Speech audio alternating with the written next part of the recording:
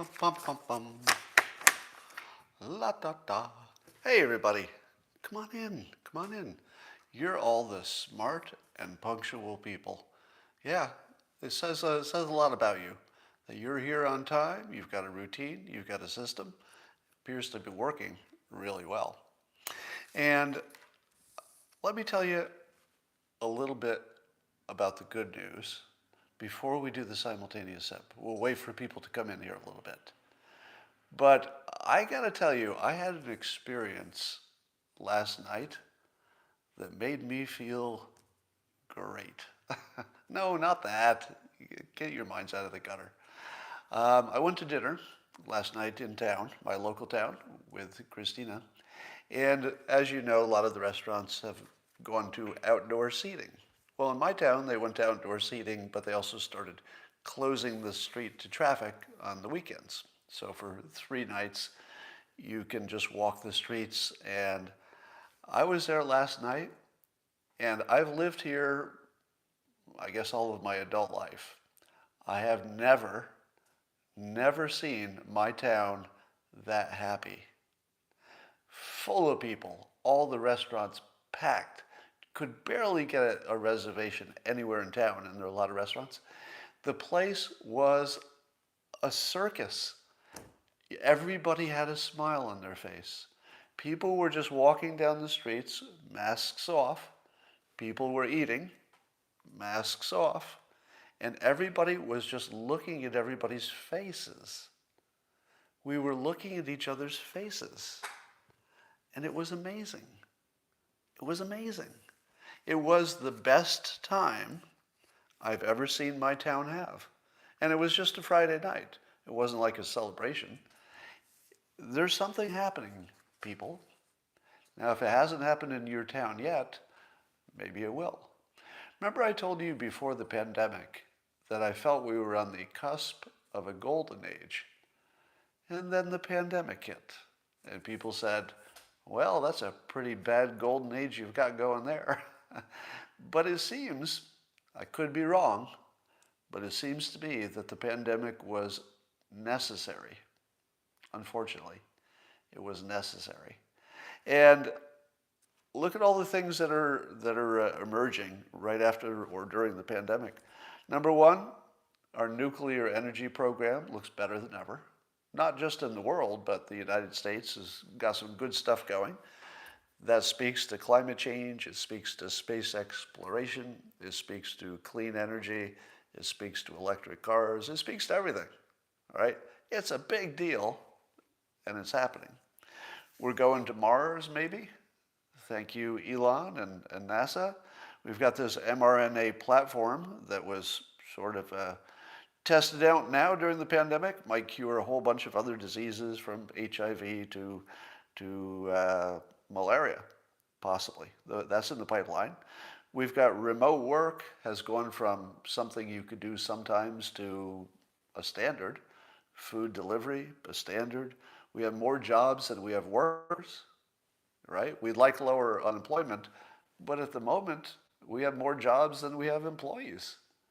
So I think we're really on the verge of something pretty great. Pretty great. I hate to jinx it, but it looks like the golden age is here. Do you think we should drink to that? Who's with me? Do we have any optimists here today? In the comments, I'll get ready for the simultaneous sip. Tell me, do you feel optimistic? Because, man, I really feel it. I'm just looking at your comments now. I'm seeing some no's, so some of you haven't turned the corner yet, and I understand that completely. I'm seeing some yeses, more no's than yeses. Okay. I'm seeing big time, yes. Let's effing go, feels great. None, let's go, yes. Okay, it's a little bit mixed. Catherine is pregnant. Good for you, Catherine. You found something to do during the pandemic. Sounds like it was good. All right, well, the golden age, of course, won't bring everybody along at the same rate, but we'll see what we can do. But until then, all you need is a cup or a mug or a glass, a tankard, chalice or stein, a canteen, jug or flask, a vessel of any kind. Fill it with your favorite liquid. I like coffee. And join me now for the unparalleled pleasure, the dopamine hit of the day, the thing that'll kick off the golden age. It's called the simultaneous zip. It's better than anything. And it's going to happen now, all over the world, kicking off the golden age. Go.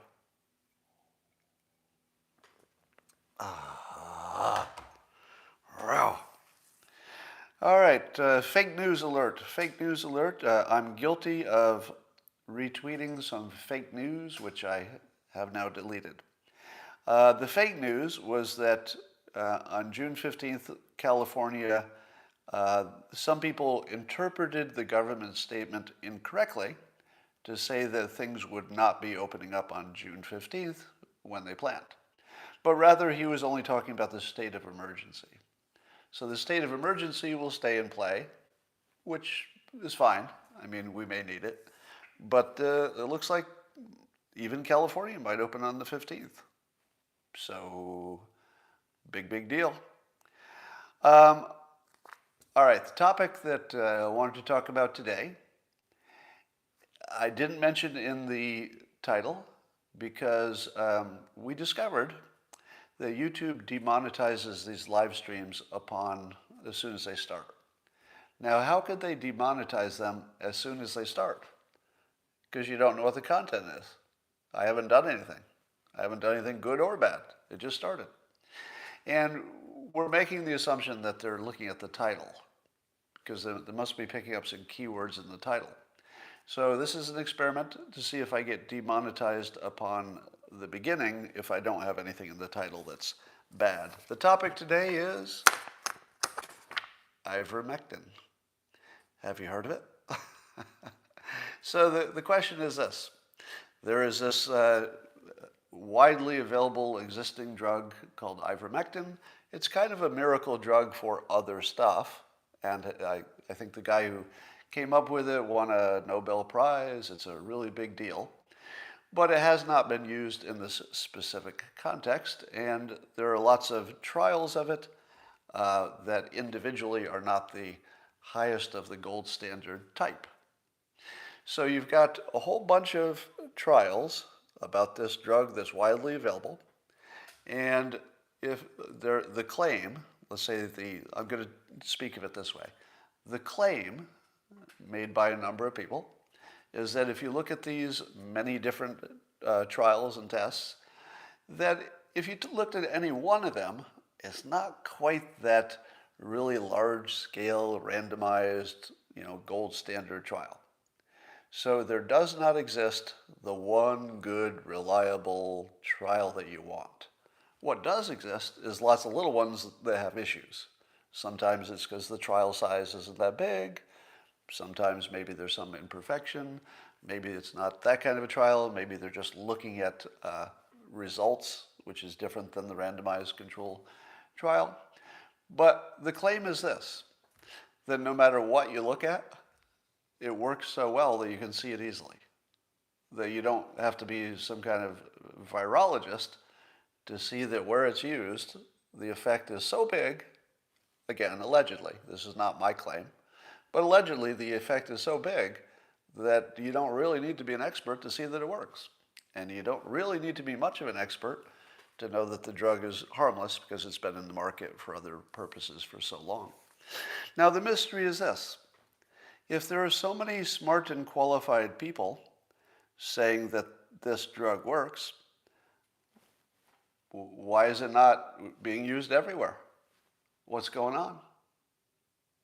And I was just watching Brett Weinstein interview Dr. Pierre Corey, who's an MD, but also, highly experienced in the researchy parts of being a doctor. And thank you for that. And so it's a real, by the way, if you're interested in the topic, I would recommend it. So just, if you just Google Ivermectin and Brett Weinstein, I think it'll pop right up on YouTube. And I don't know what the story was. Was it banned for a while, but now it's back? Is there some story about YouTube treating it differently? Oh, Elizabeth, you're getting ahead of me. I thought I was going to be so clever. I was going to make this clever point, and Elizabeth already beat me to it. I'll get to it. How do you explain the mystery that so many smart people say it works and definitely works? This is what the smart people say. Not only that it works, it clearly, definitely, absolutely works. It's not even close. What's up with that? Let's dig in. Here's my hypothesis, which I would bet a lot of money being right. All right? I can't guarantee this is right, but if I had to bet a lot of my own money on it, I would. And it goes like this. It's a fake news problem. And it's a fake news / intersection with Trump problem / you're ahead of me, hydroxychloroquine. What does the ivermectin story remind you of? Hydroxychloroquine. It was an existing drug, very safe in its other uses, suggested that it might also work for COVID. Many trials, but none of them seemed to be the right kind. But yet there were so many anecdotal and other reports that it seemed clearly, obviously, unambiguously like hydroxychloroquine must work, according to lots of smart people, really highly qualified virologists, etc. But they would admit they didn't have, the randomized, controlled, gold standard thing. Now, as time went by, of course, President Trump was demonized for that, and it became one of the several most often noted examples of how President Trump was anti-science, or denied science, or didn't understand science, or promoted junk science, whatever they wanted to say. Now, after watching Trump get annihilated for claiming there might be an existing drug that shows lots of promise and that the risk-reward of using it might make sense, he was completely demonized. Now ivermectin comes along.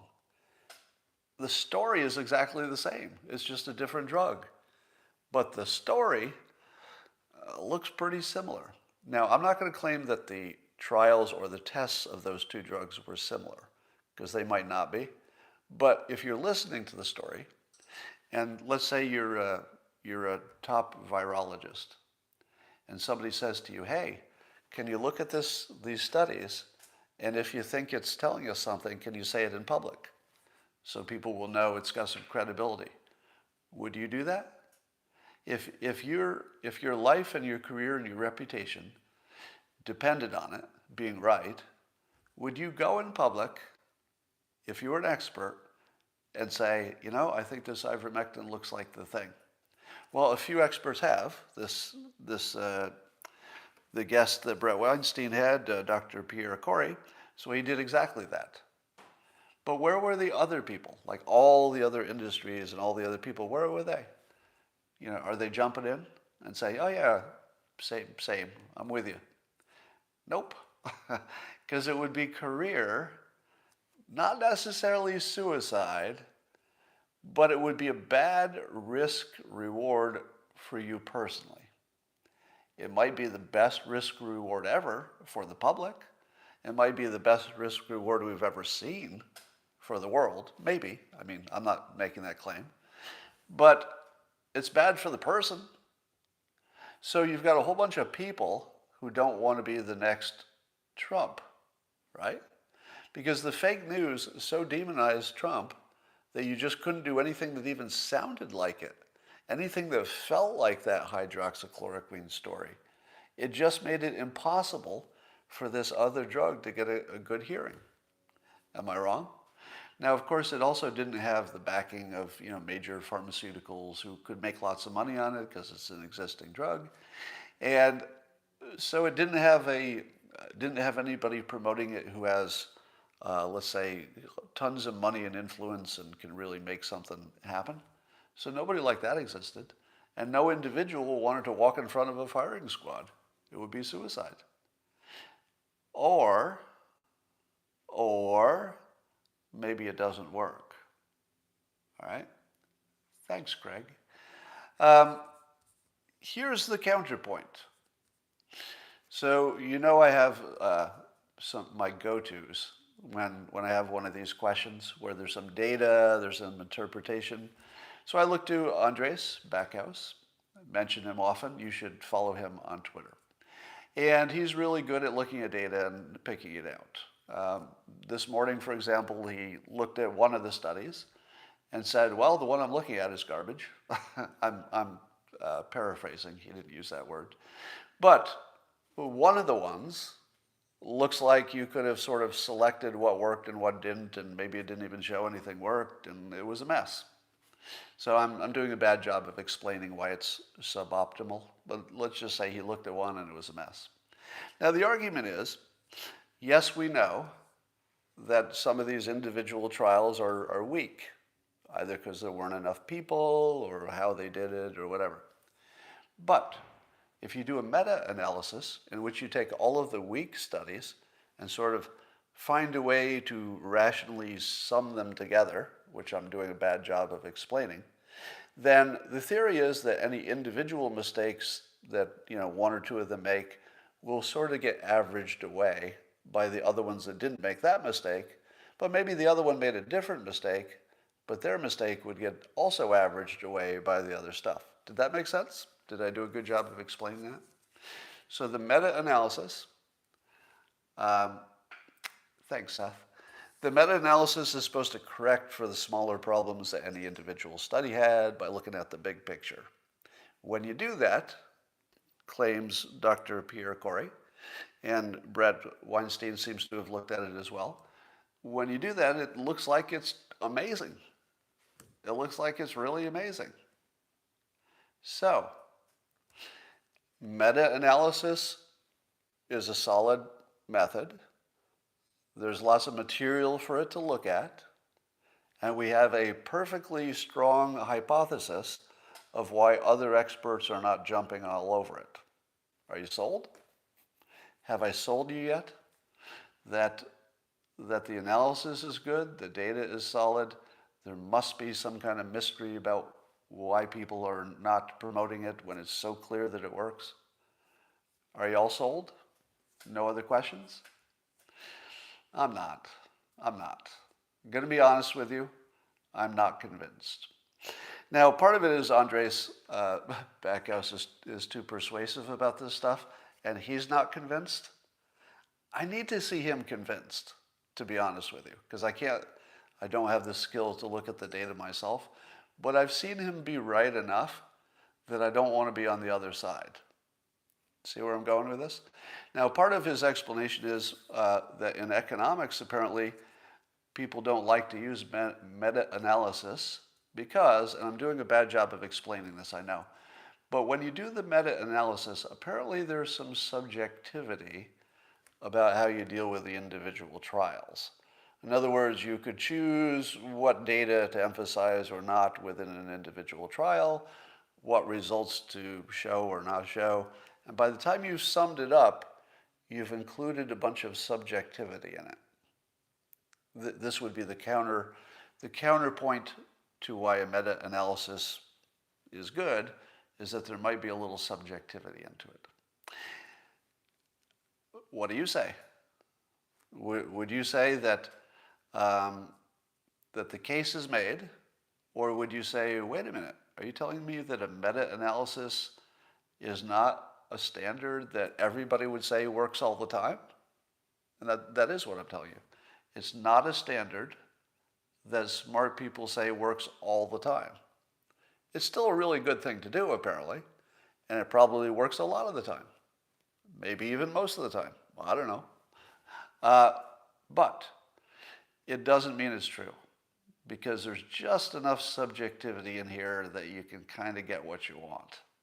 Now, or there's a potential that you could get what you want. I wouldn't make that claim here, because the claim with ivermectin is that the signal is so strong, you could do a lot of stuff wrong, and it would just still be obvious. It's just so big. Let me give you an example. In the real world, let's say every time you walk out your back door, a pile of money falls from the sky in front of you. And you look up and you're thinking, did that come out of an airplane or a drone? It's just a bag of money. And you pick it up and you put it in your bank and everything's fine. Nobody asks for the money back. Next day you walk out another bag of money. But if you walk out your front door, no bag of money.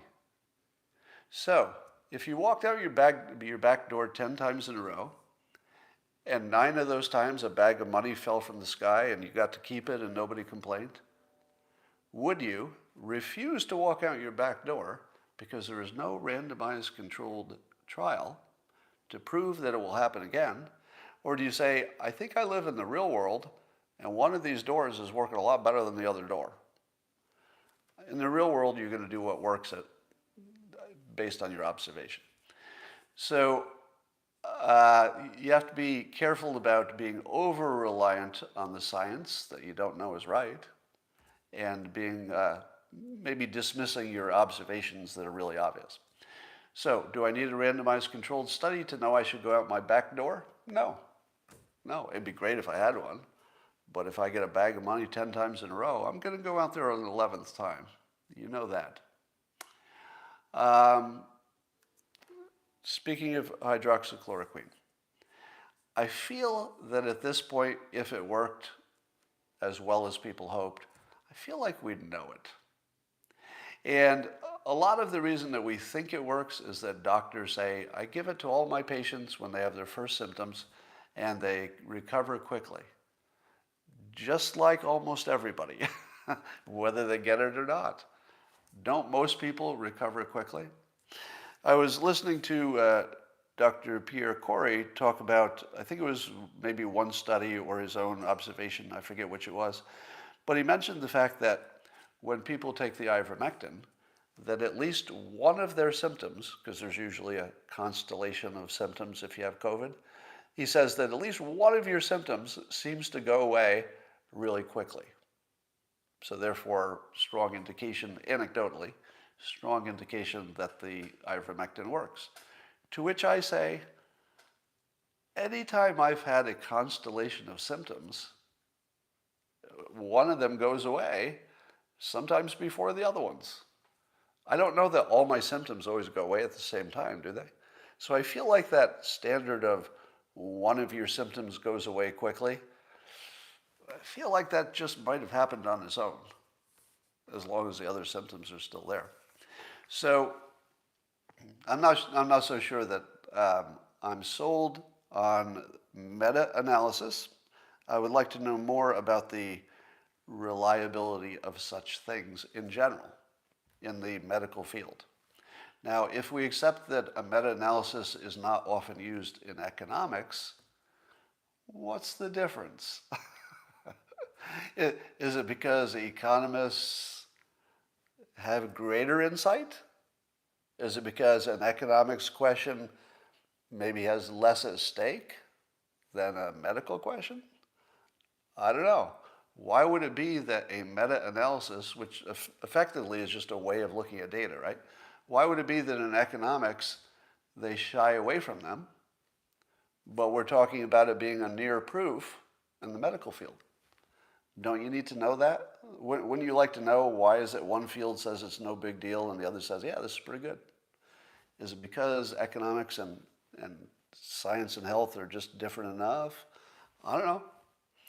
So here's one way that I look at trying to figure out what is true. Number one, do we have a theory, a hypothesis that makes good sense for why experts would ignore this if it worked? And the answer is yes. We have a really, really good hypothesis, which is it just sounds too much like hydroxychloroquine, and that is exactly how people are wired. So everything you know about how people are wired, how the world works, how personal incentive works, how people protect their own ass, every part of this story is consistent with the possibility that it's a really effective drug that works and hasn't been promoted the way it should be. But it's also in the category of things that later turn out bullshit to be bullshit really, really often. Let me tell you what turns out to be bullshit really, really often. Things that don't have a randomized controlled study. There's a reason. There's a reason that people require that stuff. Because there are so many examples where if you don't have the randomized controlled trial, you don't know what's going on, even though you're positive. So while I certainly understand the argument that very much like my example of walking outdoors and getting a bag of money every time, if your real world experience is that something is working, I guess you would do more of it. But it's in the category of things you can be fooled by really easily. So I'm on the fence on this one. So here's my bottom line. 50-50. If you said, Scott, you don't know if the ivermectin works, you're not a medical guy, you can't even look at the studies, the people who do might have different opinions, what are you going to do? I'm about 50-50. Meaning if I had to bet on it, I don't know, it's a coin flip. Let's see in your comments. And by the way, the only reason that I doubt the argument is, number one, I haven't heard enough of the counter arguments. In other words, I'd like to hear a virologist say, well, I looked at all these same studies and I didn't get that conclusion. Does that person exist?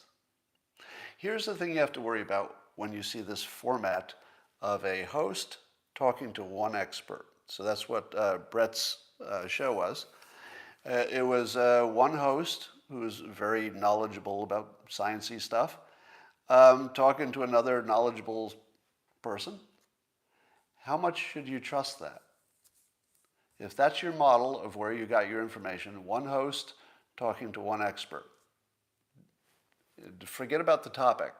All you know is that it's one host talking to one expert. How much do you trust it? What trust would you put on that model? One person talking to one expert, and that's all you know. 0. That's right. The correct answer is 0. If that's all you know, is you watched one YouTube with one expert who had one opinion on one side, the credibility you should put on that is 0, right?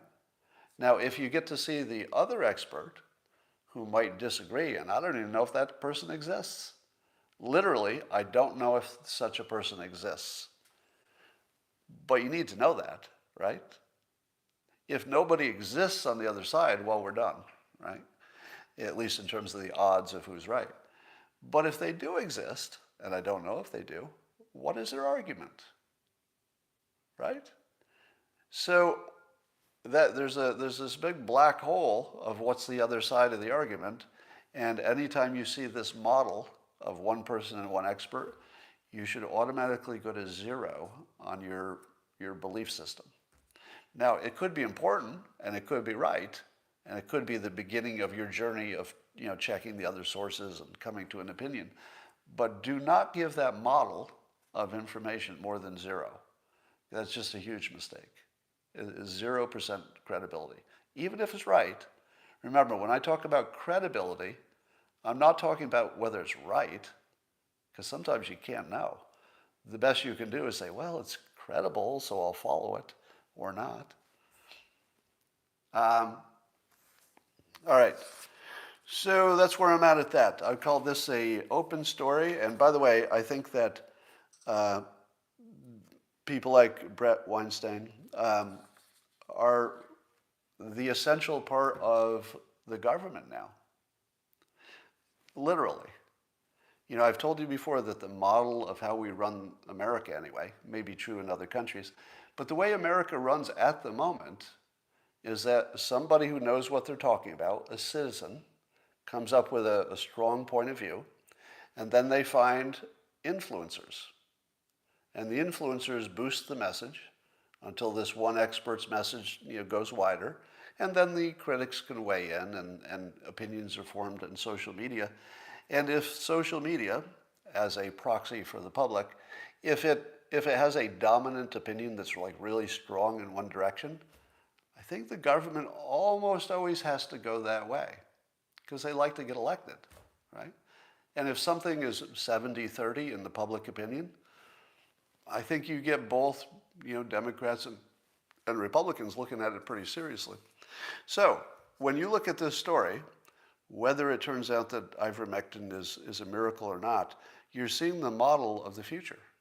You had the expert, Dr. Pierre Corey, very, very credible person, talking to somebody who could, understand enough of the argument to promote the argument. Then you have people like me who see that, and then we can decide to boost or not. I decided to boost it in this case.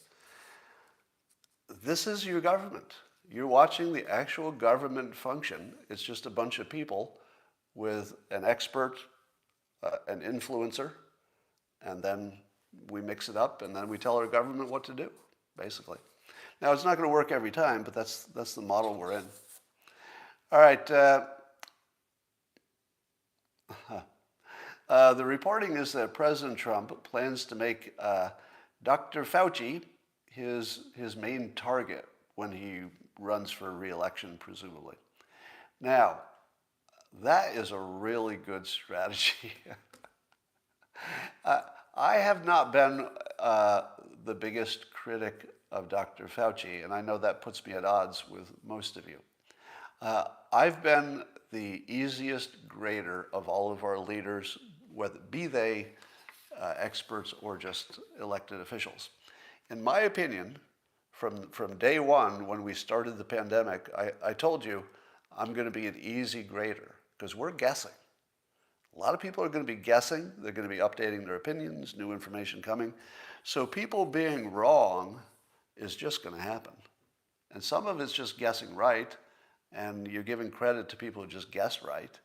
I don't think you should take too much credit away from people who guess wrong if they made a credible argument for what they did. So I'm not anti-Fauci like most of you, which is not to say he's been right, not to say that I would have done it the same way or any of that. I just don't want him to be my personal punching bag because I just don't think it's good for the country. But as a strategy, President Trump's biggest problem, in my opinion, was that he was considered anti-science, right? Wouldn't you say, well, maybe one of the three biggest problems is that Trump was considered anti-science. If he can find a face that he can call science and experts, and it looks like that face is going to be Fauci's face, if he can put a picture to it, like the wall is visual, right? You can see the wall in your head, even if it's not built. So he loves visual persuasion with an object. So it's either Crooked Hillary is the object, look at Crooked Hillary, or build a wall, do you see the wall? Or the dangerous criminals from MS-13 are coming across the border. I can see that criminal. But how do you beat the charge that you're anti-science? Science doesn't have a face. It's a concept. It looks like Trump has solved how to turn a concept into a face. I'm looking at your comment, Marusha, and yes, I have looked at the Israel map over time, and it is interesting. So Trump has figured out a way to put a face on science, and it's a face that enough people in this country have a negative opinion about because he's been bashed for so long, and because we didn't like being in the pandemic, so we wanted somebody to blame. It's a really good strategy. You could argue the ethics of it. That's a separate question. But would it be persuasive? Yep. It's pretty darn good as a strategy. Apparently the border folks, the U.S. border officials, have started using a facial recognition app to track the asylum seekers. Do you remember me telling you that's the way we should handle this? Because I think we might be reaching a point, and maybe we're already there, that if you could tell who people were once they got in, if you had enough cameras and facial recognition, you could just open the border. You could just let people in if we knew who they were. Now, I guess it's not a perfect system yet. Maybe a lot of the people coming across the border don't have let's say, a social media presence, etc. So it's not maybe fully as realized as it could be. But wait, before you criticize, let me fill out the point here. If I knew who was in the country, and every time they say walked in front of a public camera and said, oh, this person's here, we could pick them up and send them home if we wanted to. If we knew that they had committed a crime, well, their face would probably be on some other camera. And you look for those people and you send them home. So when the left talks about reimagining police, I'm actually very much on their side, on the concept, not the details. You know, the details might be stupid, but the idea that you could use technology and start from scratch and just reimagine what you would do is pretty strong.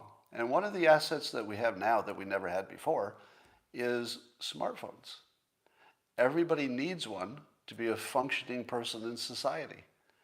You know, even the people who are illegal and come across the border, they still need a smartphone.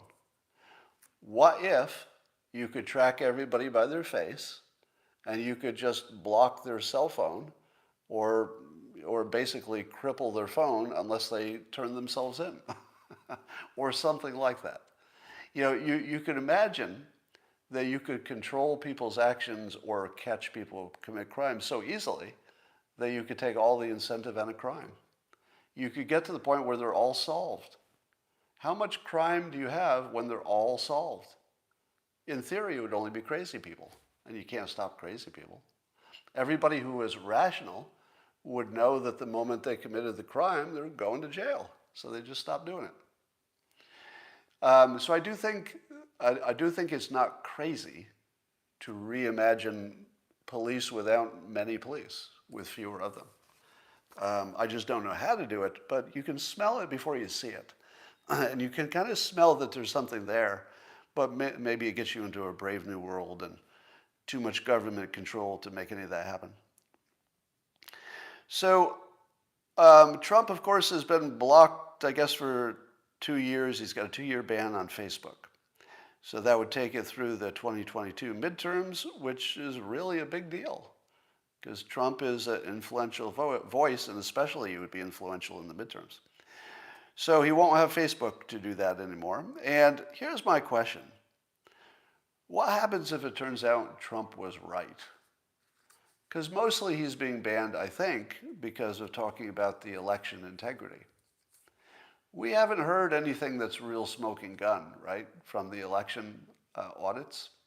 I feel like we would know by now. I feel as if the audits are finding nothing, because we would have heard something, the same way we heard about that database that was missing. Then it turned out it wasn't really missing. I feel like we'd know by now if there was something there. And I don't think you have to count every ballot to know if there's a problem. So we should know by now, and we don't. So I would guess, if I had to put money on it today, I would say that they won't have access to what they need to check everything. So you'll never know for sure. For example, the audits won't have access to the software that's on the machines, probably. It's probably a bunch of proprietary stuff that they can't get at. So I don't think that there's any way physically or logically or operationally to know if the elections were good. But we're probably not going to find anything. But the question is this: what if he's right? Remember, Trump was saying about the Wuhan lab leak being a possibility, probability, I think he said, and he got a lot of trouble for that. But what if he's right? What if he's right about hydroxychloroquine? I'm betting against it at this point. But what if he is?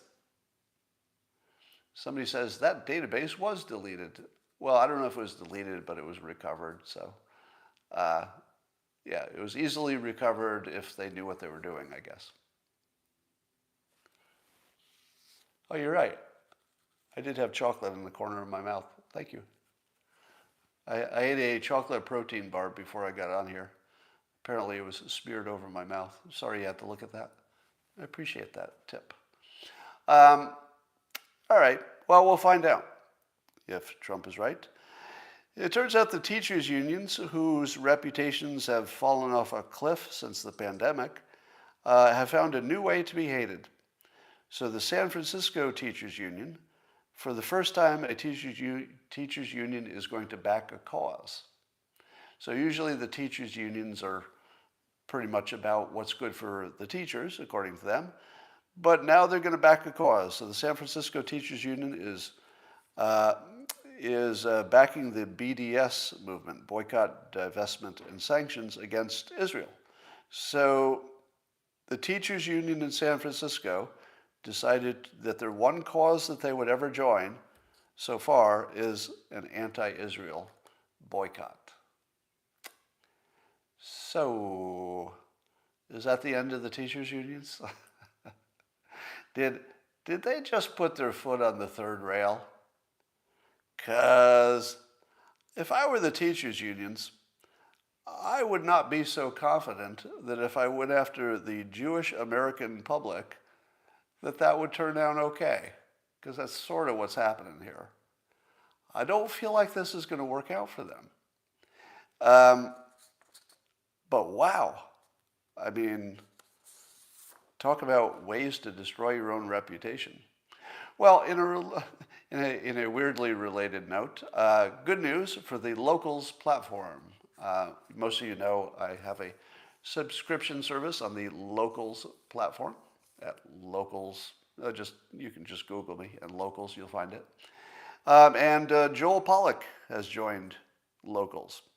You know Joel from Breitbart, but what you might not know is that at least for quite a while, at least through the Trump administration, I've known Joel, and I can get usually the useful background from him because we chat often, and I'll hear news from him, at least context, that I never heard anywhere else, and it's all true, right?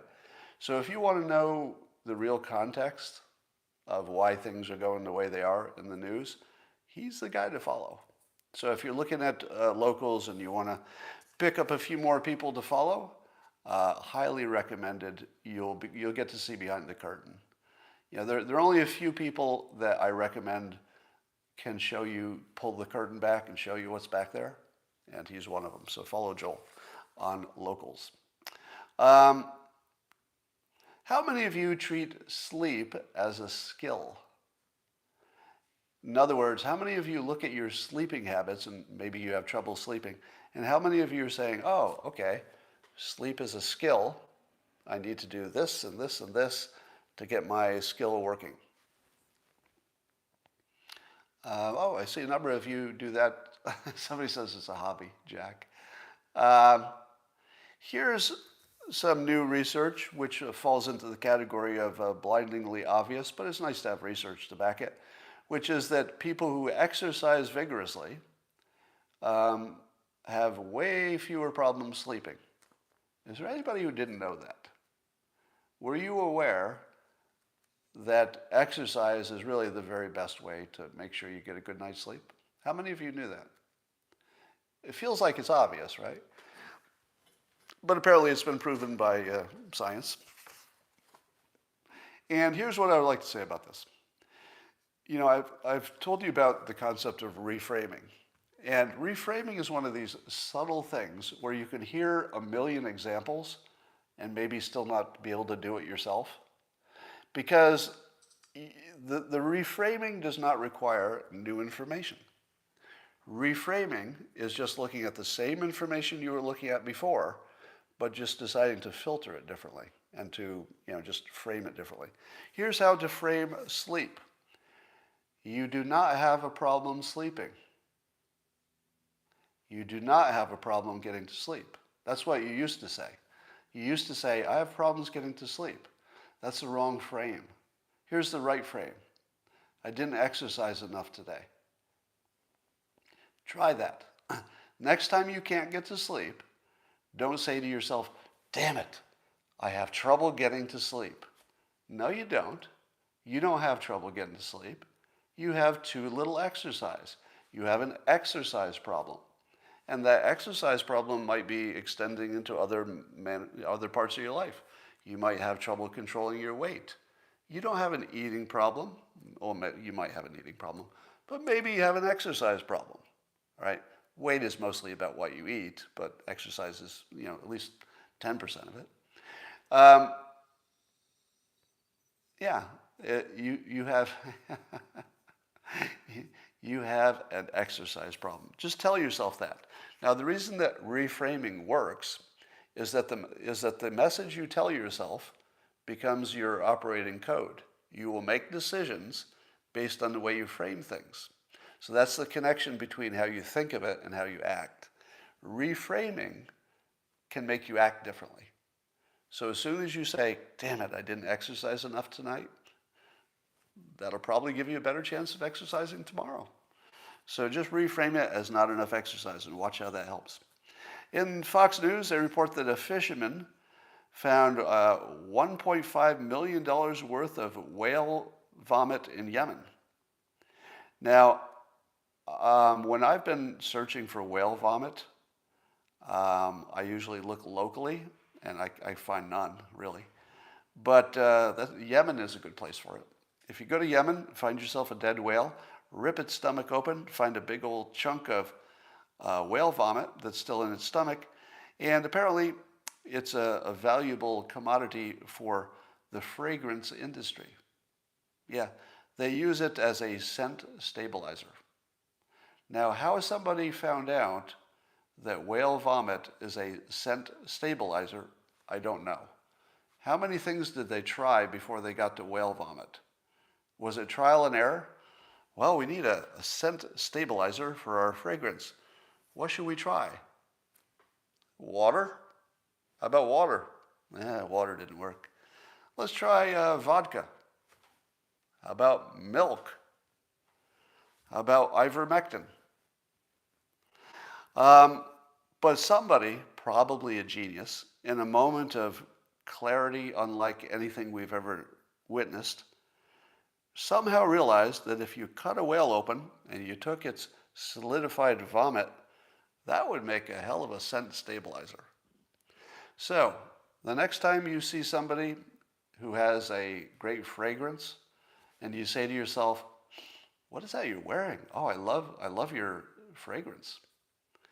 And they say, oh, it's blah, blah, blah. You say, and I love the scent stabilizer in that. Yeah, I'm picking up a little note of whale vomit, and that's the very best. Wait, it's not just whale vomit. It's whale vomit from Yemen. It's the good stuff. So, I don't know. I have questions about this whole situation. Let's talk about Putin and his alleged hackers. So the thought is that these ransomware hackers reside in Russia. Putin, of course, says, I don't know anything about that. I don't know nothing about no hackers in my country. But of course, we know that Russia typically employs criminals to do things that they can say they didn't do. So how do you handle this? Is the way you handle it, do you say, Putin, do something about those hackers? And then Putin says, I don't know who they are, just criminals. We don't even know where they are. Is that good enough? Doesn't feel like it. I feel as if the play is this. Hey, Putin, do you know where these hackers are? No, I don't. Okay, but it's your problem, right? And Putin says, it's not my problem. It's your problem. They didn't hack me. No, you say, no, I don't think you're hearing me. We're making it your problem. Because you have a chance of solving this, but we don't. Now, the fact that you don't want to is not our problem. The fact that you say you didn't have any involvement in it, again, that would be your problem. That's not our problem. Our problem is that we got hacked. Your problem is that we're making it your problem. Your problem is if you don't find some way to find these people, and we're not saying you know where they are, but it's your problem.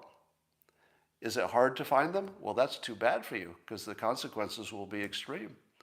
But don't confuse your problem, Putin, with our problem. Our problem is we got hacked. Your problem is that we just made that your problem because we can't solve it. You can. It's your problem now. So I don't know that there's any other way to get there from here, right? You got to make it his problem, and you got to make it stick.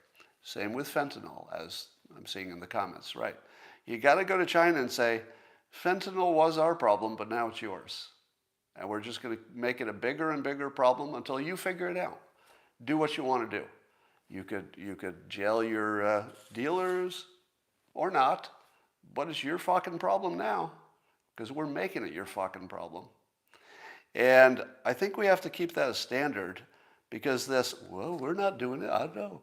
It might have been a fentanyl dealer, but it's not us.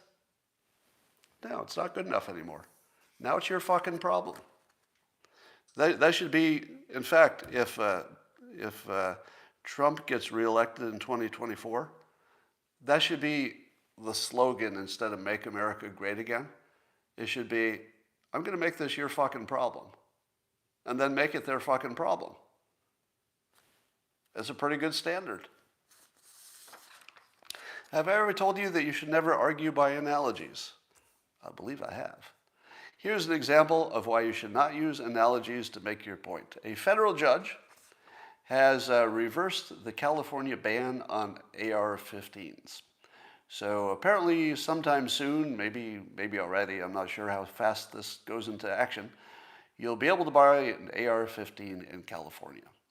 In the federal judge's ruling, he made an analogy, and he said the AR-15 is like a Swiss Army knife, in the sense that a Swiss Army knife could be used for a variety of things, and a AR-15 could be used for hunting, could be used for defending the homeland, could be used for defending your house.